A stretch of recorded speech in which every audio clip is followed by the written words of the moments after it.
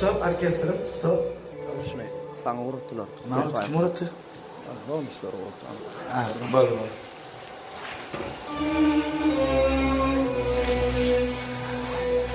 Amcan, hiç yaxşı. Akşam hayırlı olsun. İşten kaçıp oldun amcan. Şu at soğudu uğratsın ağam. Beğendim, bir siran Allah'a siratın amcan. Sağ olun.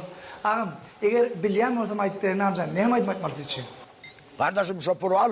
Aldın mı amcan? Tarih Yani söyleyip bağlayancam dedin çıkarma. Bir yakacaydım ama ayıtma o. Sen bu desin bile var bir restoranı uğurlup adam gelir oydu o. Restoranın evde kaçıp paylar o dedin işte. Koy. Olur. Rahatlayın ha. Erve daha olmadı yani. Kolu oydu zaten. Koluk mu? İyi zaten maskara olmasa kolu da. Rahatlayın. Nasıl olur? Yatıp çocuğun et baydarın da. Yap şaka. Petra tonaydan lan nasıl oldu? Pulun almadın ana. Hayır, şu altın onu bir çiğ şu restoranı 60 mandal mı? 2 aydım aydım, kavulum zaten 100 mandal mı? Erkek toy var ya da, erkek toyda mınını mı kurdan etmeli? Barışın kavulur yani. Sonra restoranlar gelmekmeye bir matematik başlarlar.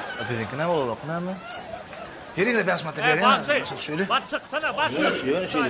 Adam almadan. Bol para para. Çık çık. Görüyor. Çık çık var git. Aklarını çıkarsana sonra. Bol yürü. Tamam.